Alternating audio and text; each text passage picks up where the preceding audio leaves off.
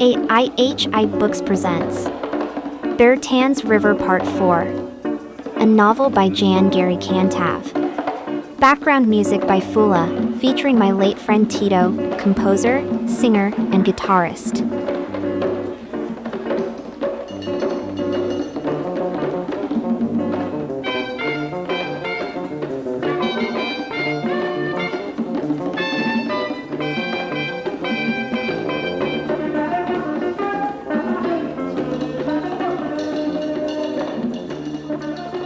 It's me. 7 days after this unforgettable Friday, very early in the morning, a knock at Altador's door woke him up. He checked the time on his cellular phone, 4:32 a.m. Who could it be? The knock was so weak and non-aggressive that although he knew to be careful and think about the worst, he felt no fear. Maybe this is just a child who got kicked out by his parents or guardians, he thought. Although he did not have any bad feelings about this early knock, he grabbed the machete that he hides behind the china and barefoot. To be as stealthy as he could, he tiptoed in the dark to the front door. One can never be too careful. The person could be a thief after all. He stood behind the locked door, trying to determine who it was. He leaned forward to peek through the keyhole. This forward-leaning position resulted in a sharp, excruciating pain in his back, causing him to involuntarily groan. The sound was so loud that it was obviously heard by the person on the other side of the door. "It's me," said a female voice. He was too sleepy to recognize the voice and hesitated to open the door. The person added, "It's Idalia." When Altador realized that it was his estranged wife, his heart skipped a beat and started galloping in his chest. All kinds of emotions, good and bad, resurfaced at the voice of his wife. For a fraction of a second, he thought about going back to bed and keeping her out of the house and forever out of his life. However, Idalia's voice had never been so weak and so submissive. He did not like the idea of saying goodbye like this. The sun had yet to rise. It was dark outside. It was cold. Abandoning her when she might need him the most did not feel right. Although he was unprepared emotionally to reunite with her, he opened the door to let her in. Idalia looked tired and unclean. Her hair was puffy and seemed to have grown longer. She has not taken care of herself for many days. In a strange way, her new unkempt appearance has its own charm. She appeared attractive and beautiful. The feeble light enhanced her cheekbones, and the depth of her eyes made her awesomely beautiful. "You're back?" Altador said with a deliberate effort to sound blunt and disengaged. She did not know what to do or say and stayed frozen outside the doorway. In a few seconds, she realized the awkwardness of waiting for an invitation to enter her own house. Sensing her malaise, Altador politely invited her in. Idalia carried with her a large pillowcase with her belongings inside. She put it on the floor and went straight to the shower. As she passed in front of him to go to the bathroom, he noticed that she did not smell good at all and was taken aback by her pungent smell. She could not find the strength to say what she had in mind and silenced herself. "I slept in front of a church for the past 2 days, she said softly before entering the bathroom. Idalia left the bathroom door halfway open. It was an invitation for him to come in the way it used to be. Altador did not feel that it was okay to do so. He gave her some privacy. He also needed more time to figure out if he could get her back in his life as before. He will later learn that Idalia had been sleeping at friends' houses for most of the time she left. Her last host, an old friend of hers, did not let her eat dinner at the family table, did not allow her to use the commodes inside the house, and finally asked her to leave 2 days ago because, suddenly, the house had become too small to accommodate her for one more night.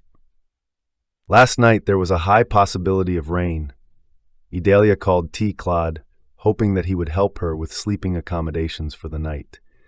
Considering how intimate they were, a few days ago she was expecting a positive answer from him. He was rather rough and blunt on the phone and let her know that he no longer had any interest in her. He was with his friends having a good time. Idalia could hear them laughing, and one of them said, "Just tell this bee to stop calling you." Claude knew about her situation. Like everybody in Bertin, he knew that Altador kicked her out. In fact, she left of her own will, but what's the difference? They were laughing and probably drinking. There were girls around. She hung up and felt sad, dirty, and alone. Idalia did not have the courage to call Altador to her rescue and slept alone in the streets. It did not rain, but it was very cold. She could not sleep and only dozed for a few minutes the whole night. She promised herself to take a chance and knock at Altador's door in the morning. She did not expect to be accepted as a wife, but at least he would allow her to stay in the house until she reorganized her life. When Idalia fled her house 7 days ago, she went to her mom's place in St. Mark, like Altador thought. Her mother did not have a clear understanding of what happened. The story she was told by her daughter did not make complete sense, and as usual, she received her with open arms. Idalia's mother is a devoted Christian, a deaconess for life, a church soloist who does not sing because she has a beautiful voice, faithful tither, 10% of whatever money she possesses, on top of generous offerings. Although there is a long void between Bertin and St. Mark, it did not take long for her mom to know the real story. A friend of the family called her and offered to pray for her daughter. Idalia's mom welcomed the much-needed prayers as she knew that Jesus is able to fix the distorted heart of any husband causing pain to their wives. But as the lady was praying, Idalia's mom realized that her daughter was the soul needing repentance, not the other way around. She hung up before the end of the prayer and summoned Idalia to come to her room. The prayer warrior called many times trying to complete the intercession. She would not pick up the calls. Idalia had the premonition that her mom had discovered the truth and braced for the worse. She was not prepared for her mom's reaction. She spat on the floor in her direction and told her to leave immediately. Idalia's mom has no tolerance for sins. She perhaps never read the verses where Jesus asks us to forgive 70 times 7. Idalia stayed in St. Mark only for 2 days. She landed back in Bertin 5 days ago, but very few people knew that she was back. She kept a very low profile.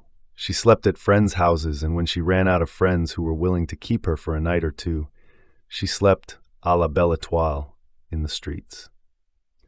Last night was Idalia's second night sleeping on the porch of the Baptist church on Titus Road. She was tired of being afraid and cold at night.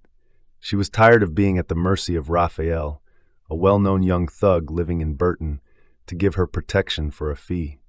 She swallowed her pride, and like a prodigal wife, she decided to return home. While Idalia was in the shower reminiscing about the rough week she went through, Altador was in the bedroom feeling very confused. He didn't know if he should accept her back for good or if they should go their separate ways. After all, Idalia wasn't a bad person, not even totally a bad wife, despite what happened. If he is today the proud owner of this money-making minivan, his source of money, pride, and guaranteed girlfriends along the roads, this is mostly due to the way Idalia managed the little money they were making when they were both working at a grocery store. She saved enough so he could pay the hefty fee necessary to learn how to drive. She also worked even harder to support him when he was renting other people's tap-taps to work. They finally saved enough money to acquire their own car after several years of living below their means in order to be able to put some money on the side. Idalia spent so much time in the shower that Altador started to be anxious. What could take so long? Idalia has not showered for days and started to have a deep, stinky smell. She felt so much comfort in this place of hers. The smell of the soap, the sound of the water clapping on the floor, the tingly feeling of the water on her skin was a little taste of heaven. Altador was still debating in his head what to do with her when she emerged from the shower, bleached by the soap. She made a big impression on him. She came back to beg for some kind of arrangement with him. She never expected that they could start their life together again, especially since they do not have any children. Idalia had had a very good life. She lost it for curiosity. She wanted for a moment to experience what it is to be a bad girl, to do bad things, to play with fire. She got burned. She dried herself and slipped in bed naked. Her voluptuous nude body covered by the light bedsheet found peace and comfort where she belongs. The cover sheet must have been an accomplice. It detailed her contours with the precision of a talented sculptor. The distant sound of a radio playing a slow bolero added a touch of romance to the moment. It was sweet, Too sweet for Idalia, who, a few hours before, had no place to rest her head. Her life was slowly turning back to normal, to even better than normal, thanks to the magnanimity and the love of her husband. He hadn't said to her that she was forgiven, but words could not make her feel so forgiven as the way she was treated since he opened the door to let her in. She sobbed and shed a few tears and fell asleep. She slept like a baby for 1 hour or so. Altidore watched her peacefully sleep. She looked so calm. She must know in her heart that her husband loves her and would never do her any wrong. The peace that emanated from her sleeping body reminded him of when he, after the fight, had to go find solace in the river. The bed was her river. She was probably dreaming about life beautiful, life before Ticlad, life when life was worth living. Thinking about the river, he remembered the stones, the 3 little stones he found in his hand by the river. He knelt on the side of the bed and carefully pulled the shoebox he put them in. He carefully opened it. He was afraid of waking her up. Altidore got a big surprise. Only 2 were left. He could not believe his eyes. No one knew about these stones. No one entered his house for the past week. The river must have visited him and claimed back one of her stones. His wife was back. 1 stone was gone. Could those 2 events be related? As soon as he realized that the stone was gone, Idalia woke up with a pleasant smile on her face. "Thank you for letting me back in your house." "Our house," he corrected. He joined her in bed, got under the cover and touched her leg with the palm of his hand, a code they have developed as a couple to determine when he should or should not. She touched her back. It was a go. The river took over. Love flew like a river from one to the other, back and forth, like never before. The river took over and brought them peace, healing, forgiveness, and intense pleasure. When the river left their bodies, they stayed in bed for a while and talked about what they had been through during the worst week of their lives as a couple. She was very contrite. He was very understanding and forgiving. Altidore mentioned the missing stone to her. She thought that maybe there were never 3 stones but 2. He pulled the box from under the bed, showed it to her with only 2 stones, trying to convince her that one of them had disappeared. Idalia never believed too much in all this stuff. Knowing that Altidore has always been too inclined to believe in spirits, she had serious doubts that there was an extra stone to begin with.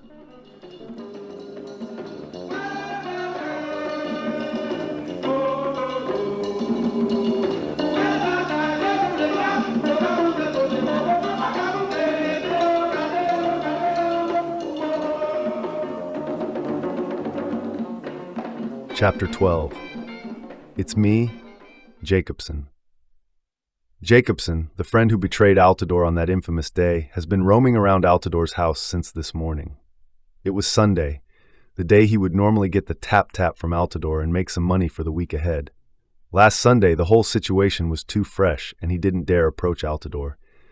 Jacobson was mad at himself. Why did he have to follow the crowd and let Ticlad beat his friend? Without last Friday's incident, he would have been now making some money with Altidore's vehicle. The deal he had with Altidore was perfect for him. On Sundays, he can work as much as he wants. The only obligation he had was to return the vehicle clean and with a full tank of gasoline, regardless of how much gas it got at pickup time. He did not have to give him any money. A deal like this is a gift, not a deal, and often is not the case even between blood brothers. Jacobson had 2 kids of his own, and his wife had another one before they got together. He was also in charge of 2 younger brothers. He had a full plate and relied mostly on side jobs to feed his large family. His work on Sunday with Altidore's minivan was his most remunerating day of work. Idalia and Altidore were having breakfast, and they noticed Jacobson through the window. He didn't know which foot to put first to come address Altidore. But it was obvious to both Altidore and Idalia that Jacobson wanted to come in and beg for the minivan. The conversation between Altidore and Idalia turned about Jacobson. "Is there any kind of beef between you and him?" asked Idalia. Idalia had no idea about how Jacobson reacted when her husband and Ticlad were having a fist fight. She was inside the house the whole time. Her inquiry brought Altidore back to that hell of a day. The picture of his friend Jacobson resurfaced in his brain. The memory of Jacobson's smile was still as hurtful. Altidore did not reply. Idalia understood right away that something bad happened that day. Maybe she was not the only one who betrayed her husband. Pleading for Jacobson, Idalia said, "You forgave me. Would you forgive him too and allow him to get the tap-tap? No matter what he may have done, I am sure I did worse.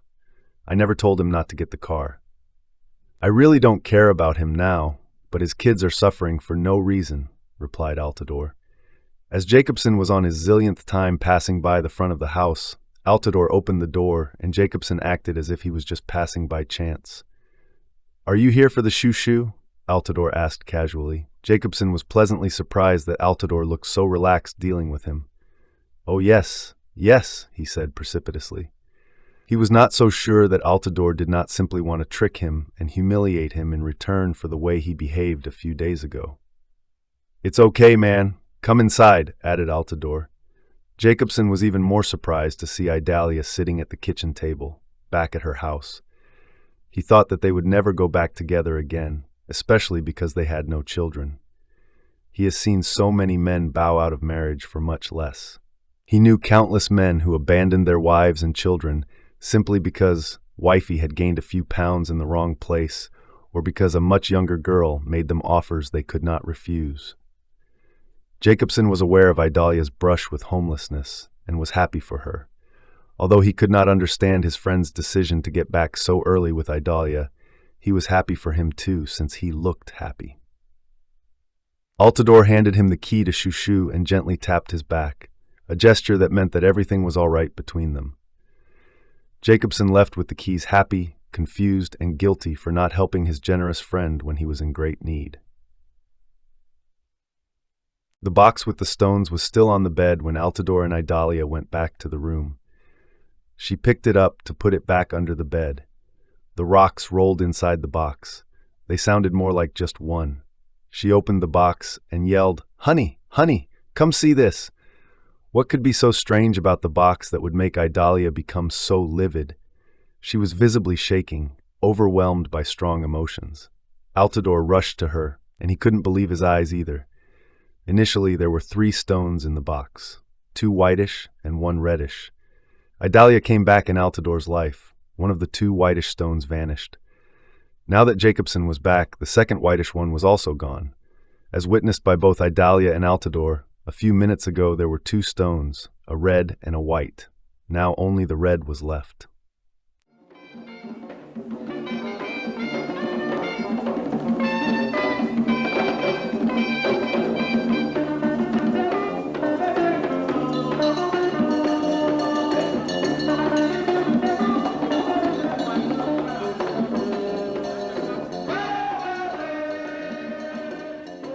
Chapter 13.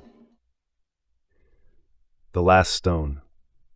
Early Wednesday morning, 13 days after the unforgettable Friday in Bertin's Chronicles, the river was, as usual, rushing to the ocean like a car with no brakes sliding downhill. It was darker than usual. Many motorcyclists were already going back and forth, carrying their usual loads from one end of the city to the other. Motorcycles have become the primary means of transportation in many parts of the country. They carry people, goats, sugar canes, blocks of ice, whatever they find to transport for a few Haitian gourds. There was no rain in the forecast.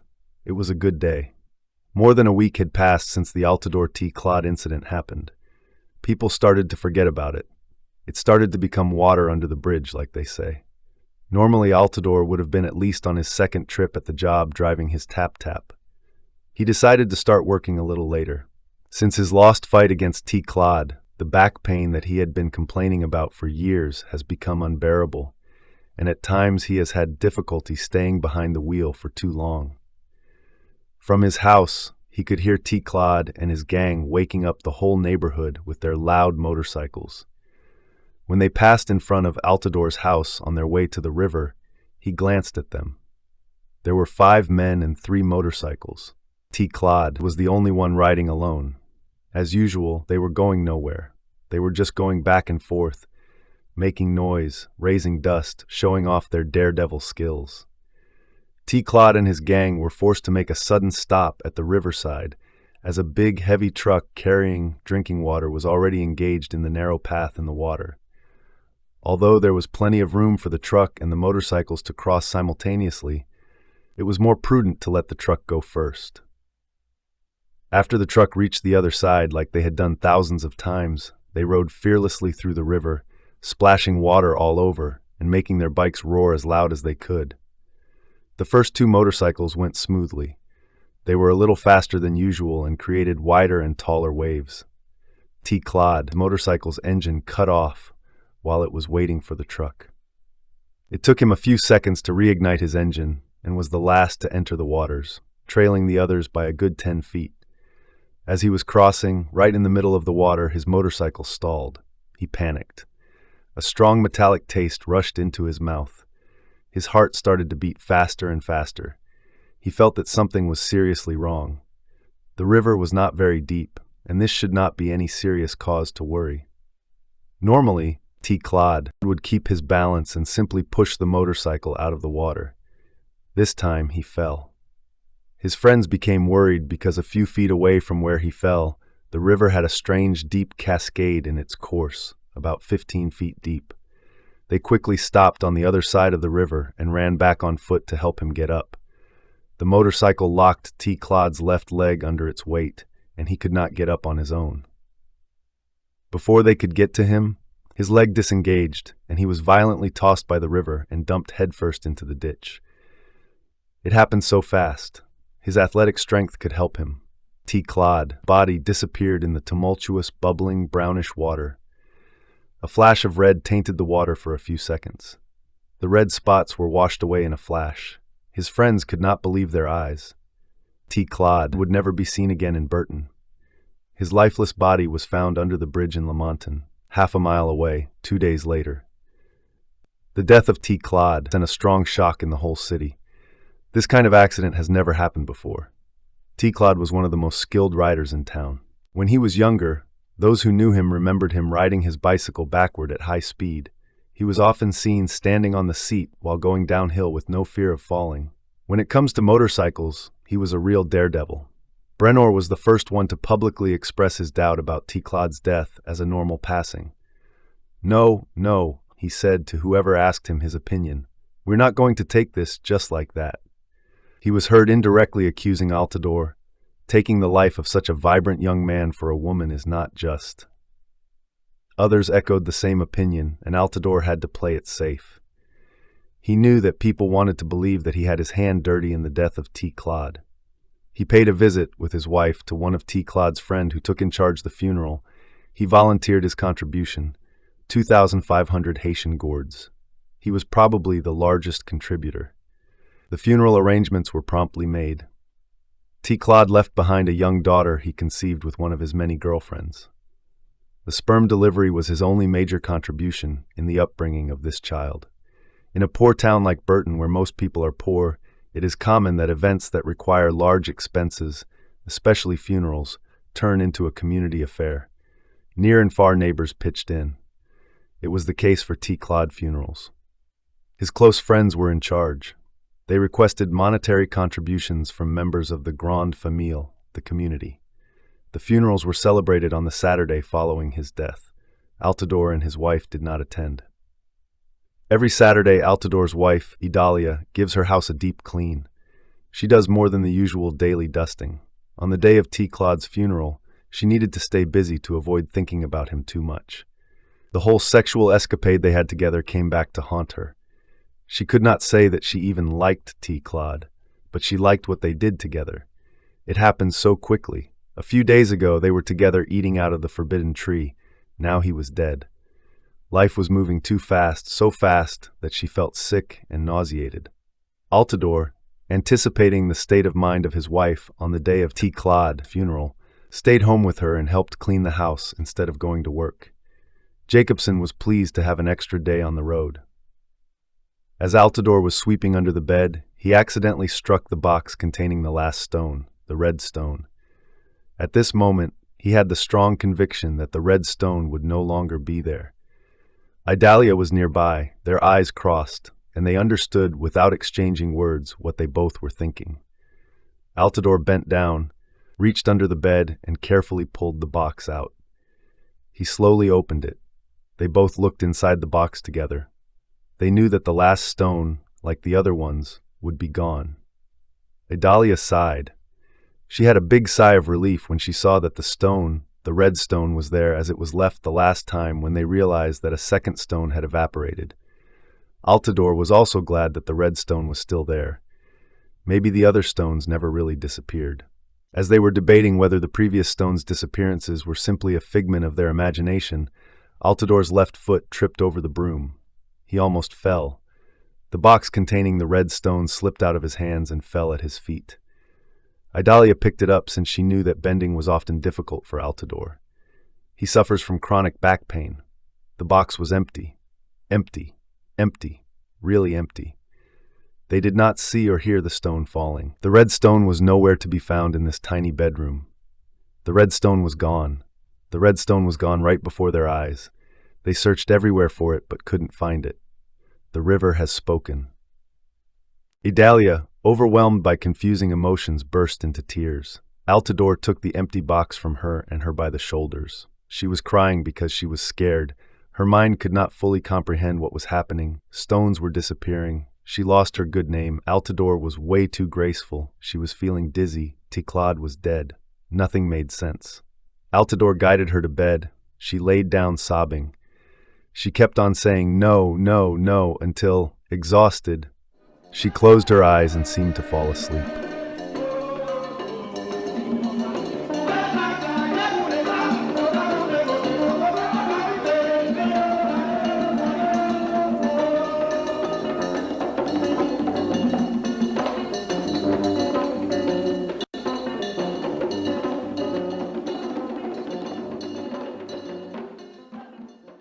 Background music by Fula, featuring my late friend Tito, composer, singer, and guitarist. End of Part 4.